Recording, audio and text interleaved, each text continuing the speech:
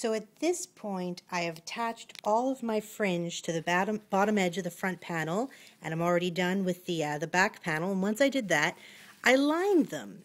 And the front panel had no darts in it, so really it was very simple. You just, you get lining fabric, and you can use, basically any thin fabric. They make specific lining fabrics, but you could use a t-shirt material, you could use a linen. Linen is very absorbent of sweat. It's very comfortable if you dance in a hotter climate. I just used regular lining material that I had stuck in a drawer somewhere. It's probably an acetate. And you just lay it down. I pin it towards the center of the panel and then trim about ½ an inch or an inch away from the edge, and then fold the edge under and put straight pins in. And then I do a spiral stitch, and remember at this point the front panel and the back panel have not been attached, so after I've pinned that and folded it all the way around, I do a spiral stitch all the way around the edge. And by spiral stitch I mean my needle goes through the front fabric, through the lining, just nicks both of them and pulls through, and then I nick it again and nick it again and nick it again, and the thread will be going on a path. It's kind of like a barbershop, like it's a barbershop pole, it's going in a spiral, and that's why I call it a spiral stitch. I'm sure there's other names for that stitch, but it's very seamless, and you wouldn't be able to see it from the front. You can only see it when you look at it from behind, and even then it's very small and subtle. So it looks nice. And once I lined both the front and the back panels, I then attached them to each other. And you can see here's the front and here's the back, and I made it so that the back was going to lay on top of the front. You could have it go the other way. It's purely your choice.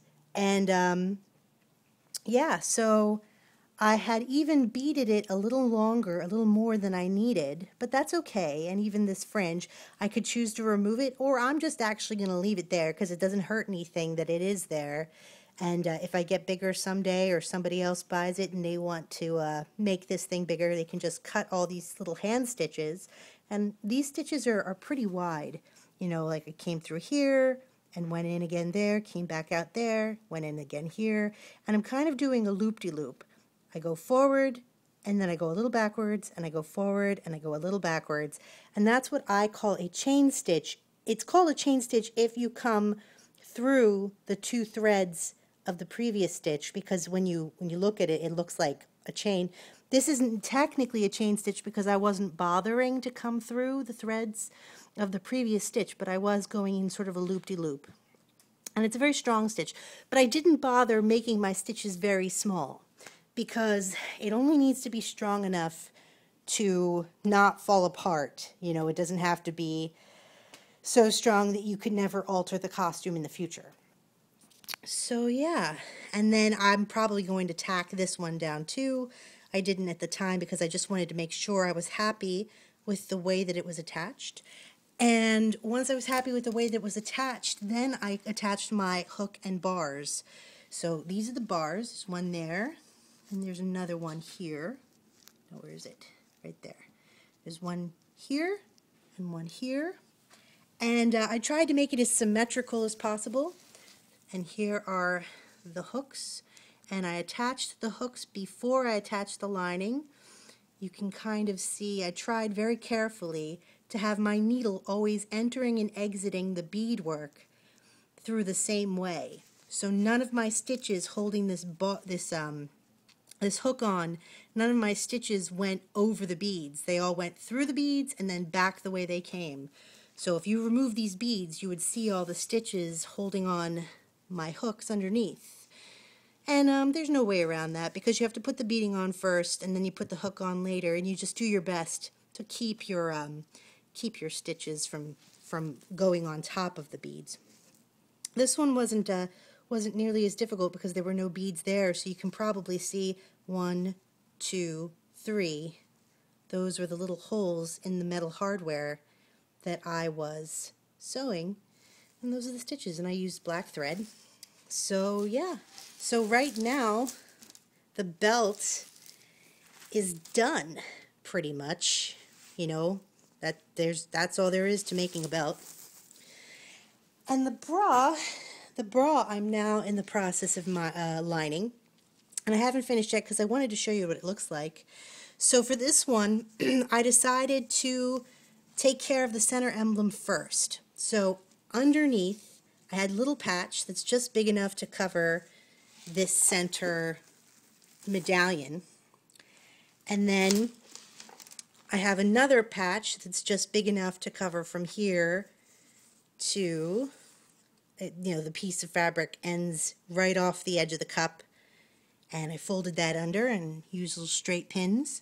And then after I've put those down first, and now I'm going to pin down the fabric onto the cup. So when I do this, I lay my fabric, I start in the center, and I lay it parallel to the edge of the top of the cup. And then I keep it flat along the side, so it's flat this way and flat that way. And this is the actual straight edge of the edge of the fabric, and I'm keeping that parallel to the edge. Because remember, these cups were a rectangle, a straight rectangle of interfacing. So this is actually a straight edge. It's just that it's curved at the moment, but it's a straight edge. And then this is a I shape, or an American football shape. So that works. And what you get is this extra bunch of fabric here, and that's totally okay. What I'm going to do is kind of create a dart of sorts. That I take this triangle of extra fabric, and I'm just going to fold it to one direction or the other, and then pin it down, fold the edge under, pin it down again, and hand stitch it to the edge, with my spiral stitch. And yeah, there's nothing wrong with, you don't have to, like if you were covering the front of the bra, you might want to do a spiral stitch to hold this side of the fabric to that side, but on the inside with the lining, it doesn't matter. You don't have to, make sure that you could never get your fingers in there. It's not a big deal. Plus, you may decide to add pads if you wanted to enhance the size of your breasts for whatever reason. You would just put the padding in right here and reattach the lining. So it's just as simple as that. Now I'm not going to bother lining my straps because, I don't know, they feel soft enough. If they were scratchy, if I had done a lot of beading on the straps, I might decide to line them. I'm only lining these to a point. I'm lining them to about here because this was a panel of interfacing, so this underneath you can see on the other side. This is, interfacing, and it's kind of on the scratchy side, and then this was a strap that I created. So I'll probably line this side up to about here, where I have a hook, and then I won't bother lining it between these two hooks. That's just a personal choice. I could technically line the whole thing. So yeah, I just have to line the bra, and the belt is done. And the only thing left for me to do is the arm accessories and possibly the hand accessories. And, I could even at this point, with the materials that I have, I could make more accessories. I could make a headband. I could make a necklace. There's really no limit to what you can do.